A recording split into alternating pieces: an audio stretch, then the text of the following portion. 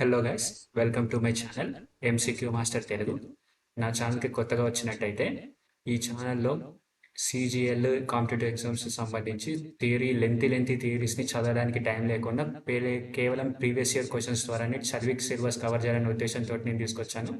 అయితే పాలిటీకి మంచి రెస్పాన్స్ వచ్చింది నా ఛానల్లో. సో పాలిటిక్స్ సంబంధించిన వీడియోస్ అప్లోడ్ చేస్తున్నాను. సో ఇది వచ్చేసి part 2 of the tier 2 level questions. ఈ క్వశ్చన్స్ కొంచెం టఫ్గా ఉంటాయి టైర్ 2 లెవెల్వి. సో మీకు కానీ ఒకసారి నచ్చినట్టయితే నా వీడియోని లైక్ షేర్ సబ్స్క్రైబ్ చేయండి. నాకు కొంచెం ఎంకరేజ్మెంట్ ఇస్తే ఇంకా మరిన్ని క్వశ్చన్స్తో చేయాలనిపిస్తుంది నాకు. ఓకే, సో ఆలస్యం చేయకుండా ఇంకో క్వశ్చన్స్ మొదలెడదాము. ఫస్ట్ క్వశ్చన్ చూడండి.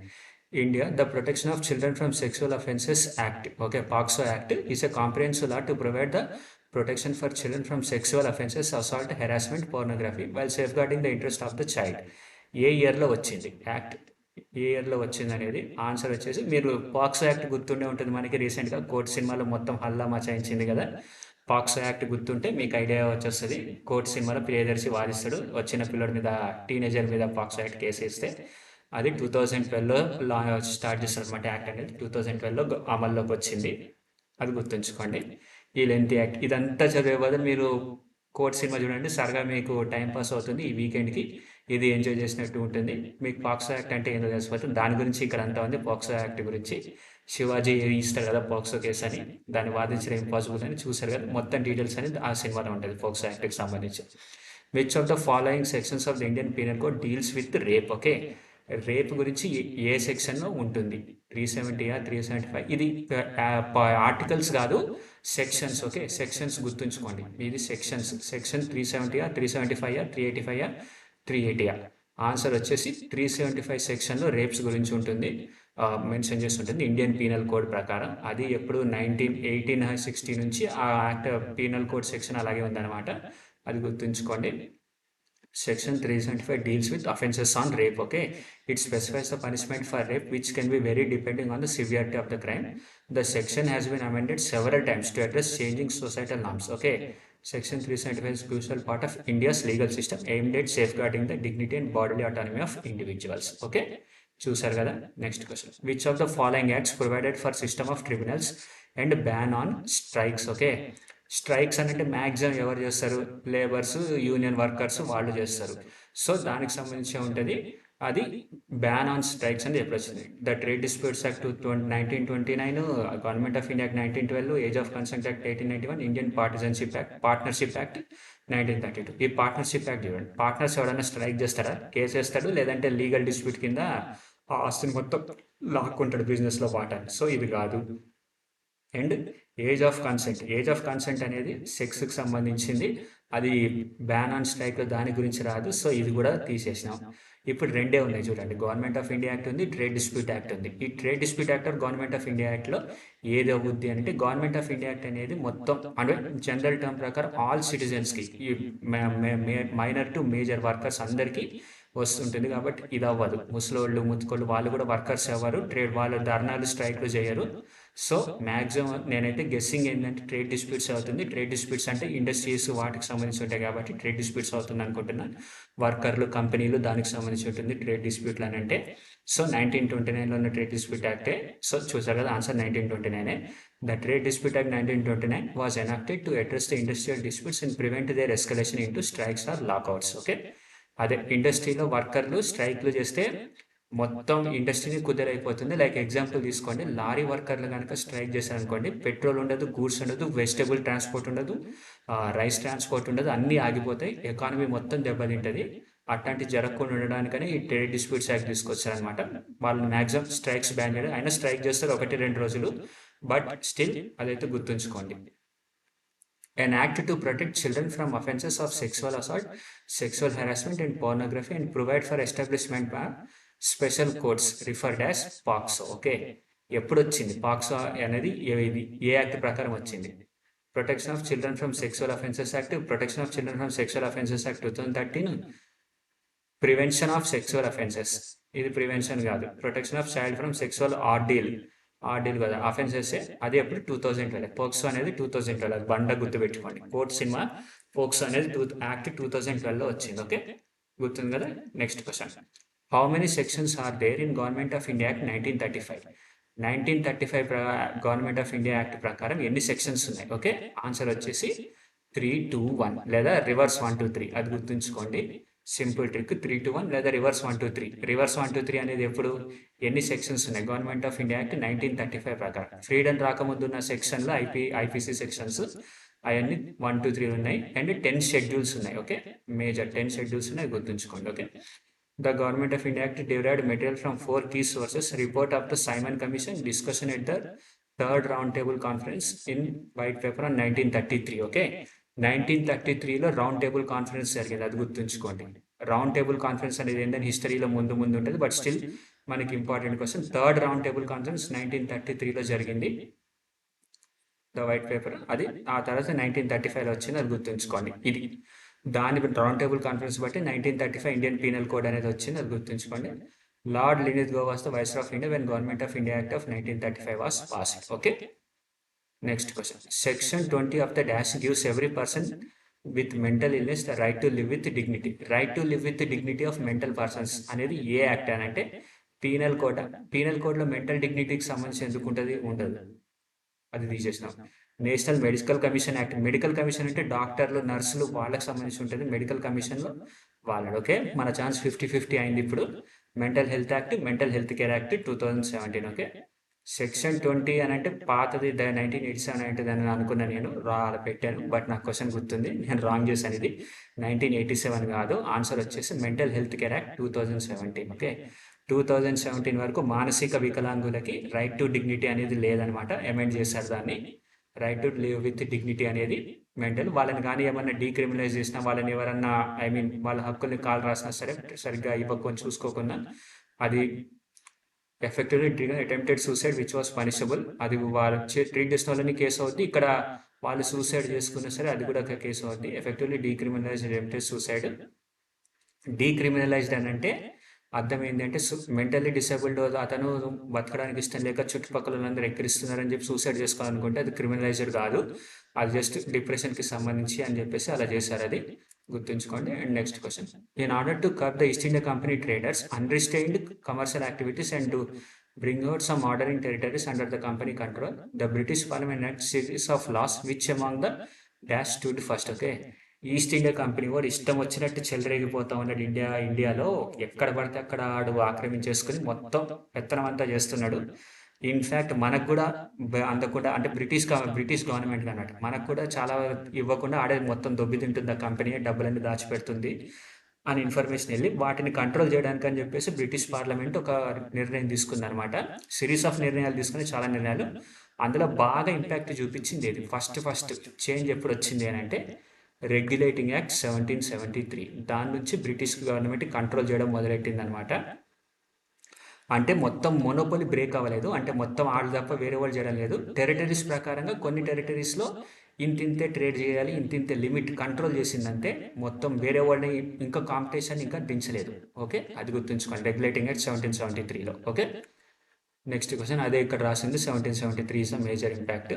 వారన్ హాస్టింగ్స్ అప్పుడు ఫస్ట్ గవర్నర్ జనరల్ అయ్యాడు 1773 ప్రకారం, అది గుర్తుంచుకోండి. Okay, in which of the following act is not in the right of consumer under consumer protection act. Consumer protection act అంటే ఏంటి? వినియోగదారుడు అంటే ఒక వస్తువుని కొనుక్కునేవాడు, వాడికి సంబంధించి ఏది మెన్షన్ చేయలేదు కింద ఉన్న ఆప్షన్స్లో. రైట్ టు చూస్, నీకు కావాల్సిన వస్తువుని నువ్వు చూసుకోవచ్చు, అది నీ హక్కు. రైట్ టు చూస్ అనేది ఉంటుంది. Okay, right to be informed. Okay, inform చేసుకోవాలి. నువ్వు కొనుక్కునే ప్రొడక్ట్ మీద ఏమేమి ఉన్నాయి, ఏమేమి మైనస్ ఉన్నాయి, ఏమేమి ఉన్నాయి, డీటెయిల్స్ ఏంది, ఏమేమి ఫుడ్ వేసారు. ఇప్పుడు నువ్వు సపోజ్ చాక్లెట్ కొన్నావు, అందులో మిల్క్ ఉందా లేదా పందికో ఉందా లేదా, ఆవుకో ఉందా లేదా, అలాంటి అన్నీ తెలుసుకోవాలి. కొంతమంది బీఫ్ ఫ్యాట్ వాడతారు, హలాలా కాదా, అవన్నీ కూడా నీకు రైట్ టు ఇన్ఫార్మ్ హక్కు ఉంటుంది. లేబుల్ మీద మెన్షన్ చేయాలి, ప్రొడక్ట్ లేబుల్ మీద చూసుకొని నువ్వు నచ్చితేనే కొనుక్కుంటే, లేదంటే లేదు. Right to seek redressal, right to work. Right to seek redressal అని అంటే నాకు ఈ ప్రోడక్ట్ నచ్చలేదు, వాపస్ ఇవ్వడం, సంథింగ్ అలాంటిది. రీడ్రెసల్ అనేది నాకు కరెక్ట్గా గుర్తురాట్లేదు. రీడ్రెసల్ అంటే మీకు కానీ తెలిస్తే మీనింగ్ నాకు కింద కామెంట్ చేయండి, మన వ్యూవర్స్కి కూడా చూస్తారు ప్లీజ్. చాలా తక్కువ మంది కామెంట్ చేస్తున్నారు. Okay, right to work. నువ్వు కొనుక్కునేవాడివి, నీకు రైట్ టు వర్క్ ఉండడం ఏంటి? అసలు దానికి దీనికి సంబంధం ఉంది అసలు? ఇదే answer. Our answer is right to work. Okay, right to work is our answer. The consumer protection act ఇవన్నీ మనకి ఏముంది చూడండి. రైట్ టు అదే కన్స్యూమర్ ప్రొటెక్షన్ యాక్ట్ అనేది ఏముంది, right to be heard, right to be inform, right to safety, right to consumer education, right to choose, right to seek redressal. Okay, అదే answer. The forest conservation act in India was passed in the year dash. Forest conservation act in India was passed in the year ఎప్పుడు? 1976, 1988, 1980, 1974. Forest conservation act అనేది 1980లో వచ్చింది. అంటే మన అడవిని పరిరక్షించాలి అనేది 1980లో వచ్చింది.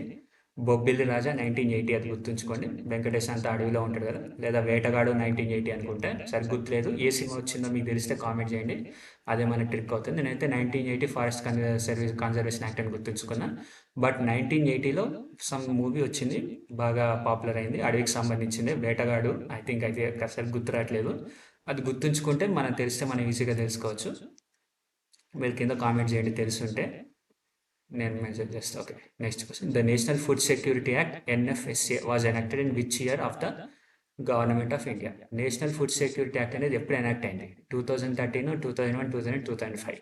ఇది చూడండి, నేషనల్ ఫుడ్ సెక్యూరిటీ యాక్ట్ అనేది 2013లో కానీ ఎనాక్ట్ అవ్వలేదు. ఫుడ్ సెక్యూరిటీ యాక్ట్ అంటే ఏంటి అని అంటే, ఇప్పుడు రేషన్లు వాటికి సంబంధించి మొత్తం ఒక చోట దళారులు ఇల్లు దొబ్బకుండా మొత్తం అంతా పెట్టడం. అంటే 2013 వరకు అట్లాంటి యాక్టే లేదంటే ఆలోచించండి మన దేశ పరిస్థితి. ఎంతమంది డీలర్లు వాళ్ళందరూ ఎన్ని గ్రెయిన్స్, బియ్యాలు, ఫుడ్ స్టాక్ అవన్నిటిని ఇల్లీగల్గా అమ్ముకున్నారో బ్లాక్లో మీరే ఉంచుకోండి.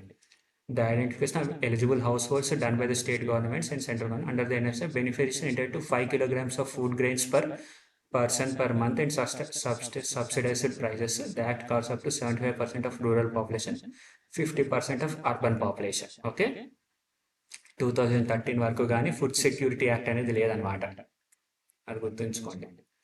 What is the original name of the Empress of India act when it was instituted? Okay, Empress of India యాక్ట్కి ఒరిజినల్ పేరు ఏముంది అని అంటే, అది నేను బాగా గుర్తుంచుకున్నానంటే రాయల్ టైటిల్స్ యాక్ట్ 1876. 1876లో రాయల్ టైటిల్స్ యాక్ట్ అనేది. ఎంప్రెస్ ఆఫ్ ఇండియా ఎవరు అని అంటే అప్పుడు క్వీన్ విక్టోరియా అనమాట. The British parliament approved the royal titles act. Queen Victoria was given title of Empress of India. Okay, 1876లో. ఇంకా అప్పటికే బ్రిటిష్ గవర్నమెంట్ మొత్తం ఈస్ట్ ఇండియా కంపెనీ నుంచి గవర్నమెంట్ మొత్తం తెచ్చేసుకుంది ఇండియాని బ్రిటన్ కంట్రోల్లోకి. ఆమెకి ఎంప్రెస్ ఆఫ్ ఇండియా అని పేరు వచ్చింది అనమాట, క్వీన్ విక్టోరియాకి. అప్పుడు ఆమె క్వీన్ ఆఫ్ ఇంగ్లాండ్ అనమాట. అప్పుడు క్వీన్ విక్టోరియాకి ఎంప్రెస్ ఆఫ్ ఇండియా అని పేరు వచ్చేసింది, అదే గుర్తుంచుకోండి. 1876లో. ఓకే, 1901లో ఆవిడ చనిపోయింది. అప్పటి వరకు queen empress of India act అనేది దాన్నే టైటిల్ యాక్ట్ అని అంటారు, అదే రాయల్ టైటిల్స్ యాక్ట్ అని అంటారు దాన్ని. 1876లో అది ఇన్స్టిట్యూట్ అయింది అనమాట. Okay, next question. In which year was the arms act pass in India? Arms act అని అంటే మీకు తెలిసే ఉంటుంది.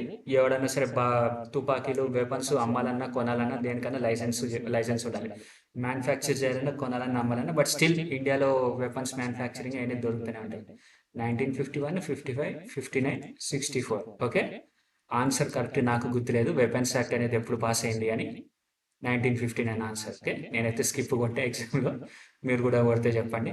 The year of enactment the arms act was enacted by the parliament of India in 1959. Okay, మనకి freedom వచ్చిన 9, అదే constitution form అయిన 9 సంవత్సరాలకి. కాన్స్టిట్యూషన్ ఎప్పుడు ఫామ్ అయింది? 1950లో 26th జనవరి అనుకుంటే 1950లో ఫామ్ అయితే మనకి ఇప్పుడు 1959, 9 సంవత్సరాలు కానీ ఎనాక్ట్మెంట్ అనేది అవ్వలేదు, అది గుర్తుంచుకోండి. వెపన్స్ యాక్ట్ అనేది రాలేదు. Which of the following years was the Bombay reorganisation act pass? Bombay reorganisation act అనేది ఎప్పుడు పాస్ అయింది? బాంబేకి సంబంధించి మొత్తం అంతా ట్రేడ్ డీల్స్, మొత్తం వ్యాపారం అంతా సంబంధించి షార్ట్కట్లో గుర్తుంచుకోవడానికి, ఎందుకంటే ఆ ఎక్స్ప్రెషన్ లెంతీగా ఉంది. ఇయర్ వచ్చేసి 1980. 1980లో అది బాగానే మొన్న చూసారు కదా, లక్కీ భాస్కర్ అనేది బాంబేకి సంబంధించింది, అది అలా గుర్తుంచుకోండి. The state of Bombay, lucky Bhaskar 1960 అని గుర్తుంచుకోండి అంతే. 1960లో పాస్ అయింది. 1980 అనుకున్నాను, very wrong. Okay, I'm very wrong. 1960లో అంటే మనకి కాన్స్టిట్యూషన్ ఫార్మ్ అయిన 10 ఇయర్స్కి, కరెక్ట్గా 10 ఇయర్స్కి ఈ బాంబే రీఆర్గనైజేషన్ యాక్ట్ పాస్ అయింది. ఓకే, ఆ పాస్ పక్కన ఏం చెప్తుంది? The state of Bombay was include part A former governorate province of British India as per the first schedule of 1949. Okay, the state of Bombay includes a large part of modern Gujarat and parts of present-day Maharashtra and Karnataka. Okay, the State Reorganization Act was created for Bombay State to transfer some Kannada-speaking regions to Mysore State and to expand areas of Bombay to include Marathi-speaking Marathwada and Vidarbha as well as Gujarat speaking. ఓకే, మరాఠాలో కొంతమంది బెంగళూరు పాటలు అంతా తీసుకెళ్లి మైసూర్లో కలిపేసి మిగతాదంతా కూడా మా గుజరాత్ ఇంకా మహారాష్ట్రకి కలిసేటట్టు స్పేస్ని చూశారనమాట. అది 1960లో బాంబే రీఆర్గనైజేషన్ యాక్ట్ ప్రకారం జరిగింది. And appointment day of Gujarat is 1st May 1960. ఇది కూడా 1960లోనే, అది కూడా 1960లోనే. నేను 1980 అనుకున్నా, చాలా తప్పని చూస్తారు కదా ఎగ్జామ్లో. నాకు 4 మార్కులు పోతాయి. 3 మార్కులు రావాల్సిన చోట అది 3 మార్కులు ఎగిరిపోతే 1 మార్కు నెగిటివ్ మార్కు పడిపోద్ది. సో చూసుకోండి, టైర్ 2లో అదే పెద్ద దెబ్బ.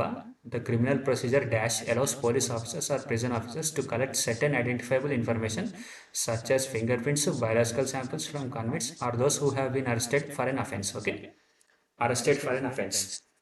Samples Act 2022, punishment act, marks act, identification act 2022.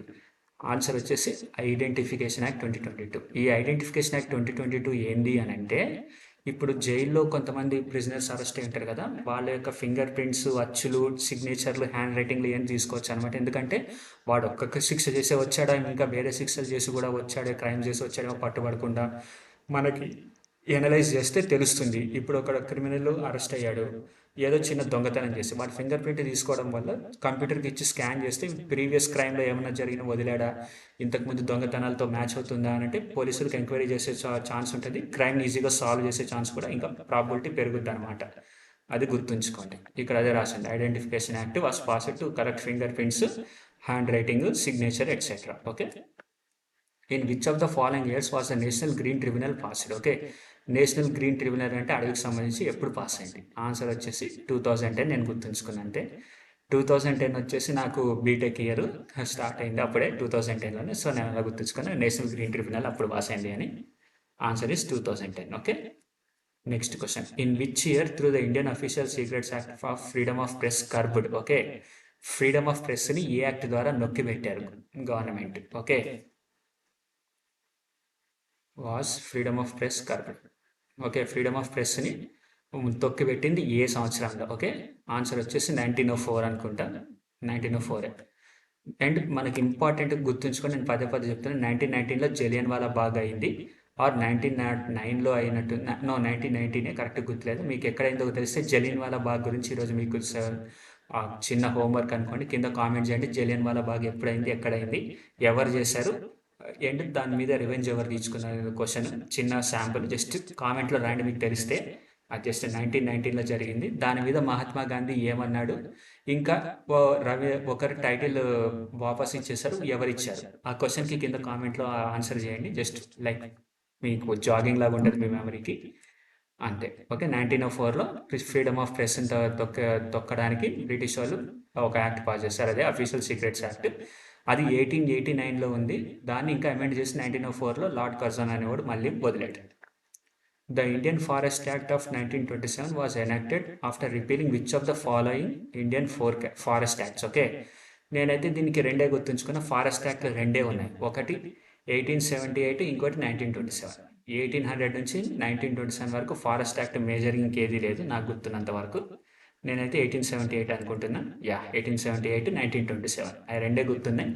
ఒక 5-6 సార్లు మనం ఈ క్వశ్చన్ రివైజ్ చేసుకుంటే వస్తుంది. నేనైతే 3 సార్లు రివైజ్ చేసాను, అంతే, నాకు గుర్తుండిపోయింది. The press and registration of books act was enacted in which year? The press and registration of books act was enacted in which year? ఈ ప్రెస్ బుక్స్ మ్యానుఫ్యాక్చర్ రిజిస్ట్రేషన్ చేయడం ఎందుకు అంటే, ఎవరైనా ఏదో పబ్లిషింగ్ చేశాడనుకో, చెత్తగా రాస్తే ఎవరు చేశాడు అని వాడి లైసెన్స్ని పట్టుకుని వాడిని ట్రేస్ చేసి 4 తన్నొచ్చు అని బ్రిటిష్ వాడు వేసిన పండగ అనమాట. జస్ట్ దాని గురించి అది ఎప్పుడు ఎనాక్ట్ అయింది అనేది. Press and registration act was enacted in which year? 1887, 1867, 1877, 1857. Okay, నాకు తెలిసి ఇది 1867 అనుకుంటున్నా.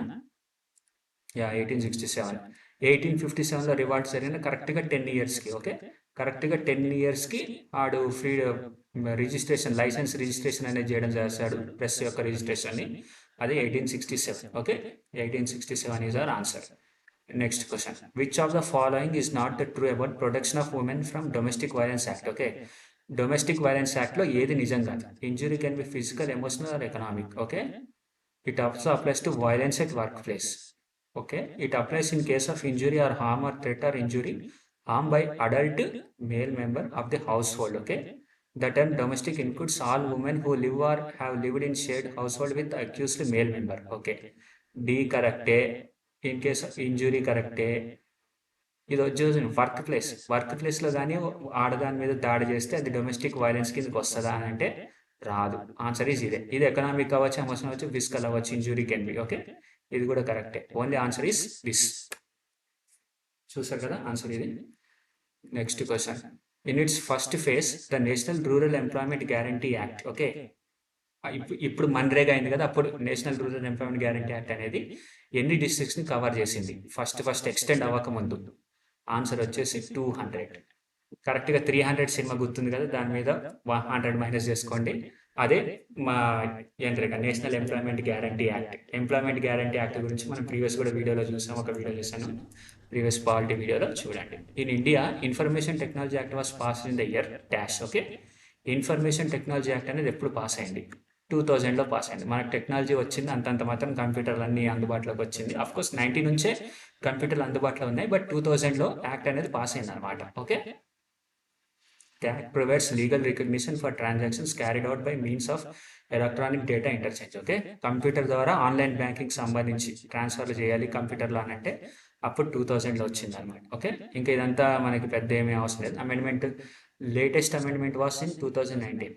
The act has been amended 2019లో అమెండ్ చేశారు, అది గుర్తుంచుకోండి. Okay, in which year did the government of India pass the disabilities act? Okay, disabilities act అనేది ఏ ఇయర్లో పాస్ అయింది? డిసేబిలిటీస్ యాక్ట్ పాస్ అయింది 95లో. ఓకే, ఆన్సర్ 95లో మీరు ఎవరైనా గుర్తుంటే అలా గుర్తుంచుకోండి. మీ బర్త్ ఇయర్లో Indian disabilities act which use to cover only 7 disabilities in it. Okay, the international day of persons with disability on 3rd డిసెంబర్ని international disability day. Means person with long term okay disability. Physically handicapped పర్సన్స్కి 7 disabilities మాత్రమే ఉన్నాయి యాక్ట్లో. ఆ disabilities ఉన్న వాళ్ళు మాత్రమే disabled అని గుర్తించడం జరిగింది అనమాట. Okay, plus the person which choose to cover only 7 disabilities. Okay, ఈ 1995లో ఉన్న డిసేబిలిటీస్ ఓన్లీ 7 వస్తే దాన్ని 2006లో అమెండ్ చేసి ఇంకొన్ని డిసేబిలిటీస్ని కూడా యాడ్ చేశారనమాట. లైక్ ఎలా చెప్పాలి, paralysis, some sort of disabilities ఉన్నాయి. కొంతమందికి జస్ట్ ఉత్తిని ఫిట్స్ వచ్చి మూర్చపోతూ ఉంటారు, దాన్ని కూడా ఒక డిసేబిలిటీ కింద కన్సిడర్ చేయడం అలాంటిది అనమాట. 23rd question. Which of the following acts provide for measure to deter offenders from evading the process of law in India by staying outside the jurisdiction of Indian courts? Okay, India నుంచి పారిపోయి పక్క దేశంలో settle అయిపోయి financial crime చేసిన వాళ్ళని ఏ act ద్వారా పట్టుకోవాలని government pass చేసింది? ఆన్సర్ వచ్చేసి బినామీ ప్రాపర్టీ ట్రాన్సాక్షన్స్. ఇది బినామీ ప్రాపర్టీ అంటే నీకు ఆస్తుంది, నువ్వు నీ మీద ఉంటే ట్యాక్స్ పడతాని చెప్పేసి నువ్వు వేరేవాడి పేరు మీద రాసి నువ్వు చెలాయిస్తూ ఉంటావు, అది బినామీ ప్రాపర్టీ. కానీ అది కాదు, ఇది నువ్వు వేరే దేశంలో సెటిల్ అవ్వలేదు కదా, కాబట్టి ఇది నీ ఇంటికి రాదు. Prevention of money laundering act 2002. Okay, money laundering అంటే నువ్వు డబ్బుని వేరే దేశంలో పంపి దాచిపెట్టి అట్లాంటివి చేయడం, అది కూడా ఇందులోకి రాదు. ఓకే, మనీ లాండరింగ్ యాక్ట్ రాదు. The black money, foreign Swiss బ్యాంక్లో నీకు ఉంచుకోవడం, అది కూడా రాదు. ఓకే, నువ్వు ఒక క్రైమ్ చేసి తప్పు చేసి దొరికిపోతావని ఫారెన్లో పడి దాక్కుంటే ఆ క్రైమ్ వస్తుంది. Okay, so our answer is fugitive economic offenders act. Okay, fugitive అంటే ఏంటి? పారిపోయినోడిని ఫ్యూజిటివ్ అని అంటారు అనమాట, అది గుర్తుంచుకోండి. Okay, answer is D. In which year was the citizenship act pass in India? Citizenship act అనేది ఎప్పుడు పాస్ అయింది? నేను చెప్పే ఉన్నా, మీకు ప్రీవియస్ వీడియోలో కూడా చేశాను, క్వశ్చన్ మళ్ళీ వచ్చింది చూడండి. 1955లో పాస్ అయింది. దాన్ని 2019 3rd డిసెంబర్నే మళ్ళీ అమెండ్మెంట్ చేశారు. ఏంది, పక్క దేశాల్లో ఇండియన్ బౌండరీ దేశాల్లో ఉన్న ముస్లిం దాకా other religions like Christian, Jain, Sikh, Muslim, Hindu, ముస్లిం కాకుండా హిందూ వీళ్ళందరికీ కూడా ఇండియన్ సిటిజన్షిప్ ఇస్తాము అని 1955లో సిటిజన్షిప్ యాక్ట్ వచ్చింది, అది గుర్తుంచుకోండి. In which year was the monopoly of British east India company on trade with India broken by legislation? Okay, ఇంకా మోనోపొలీ అనేది ఎప్పుడు బ్రేక్ అయింది? పోయినసారి చూసిందేమో కంట్రోల్ ఎప్పుడు బ్రేక్ అయింది అనేది 1773 ద్వారా మేజర్ రోల్ ప్లే చేసింది. మోనోపొలీ ఎప్పుడు బ్రేక్ అయింది అని అంటే 1813లో బ్రిటిష్ పార్లమెంట్ బ్రేక్ చేసింది అనమాట. వాళ్ళు ఏంటంటే నన్స్ని వాళ్ళని కూడా అక్కడ తీసుకొచ్చి రిలీజన్స్ స్ప్రెడ్ చేయడం అటువంటిది 1813 నుంచి స్టార్ట్ చేశారు. ఓకే, దీంతటితో 25 క్వశ్చన్స్ అయిపోయింది. నా ఛానల్ చూసారు కదా, నా వీడియోలో 25 క్వశ్చన్స్ కవర్ చేస్తాం మనం. ఆల్మోస్ట్ ఈచ్ క్వశ్చన్లో మనం 2 పాయింట్స్ నేర్చుకున్నా సరే మనం 50 పాయింట్స్ నేర్చుకున్నట్టు 50 క్వశ్చన్స్ ఆన్సర్ చేయగలుగుతాం ఒక్క వీడియోలోనే. ఆలోచించండి. ఇటువంటిది ఇంకో 20 వీడియోస్ ఉన్నాయి నా ప్లేలిస్ట్లో. మీకు నచ్చితే వాటన్నిటిని కవర్ చేయండి. నా ఛానల్ లైక్ చేసి సబ్స్క్రైబ్ చేసి నాకు కొంచెం ఎంకరేజ్మెంట్ చేయండి.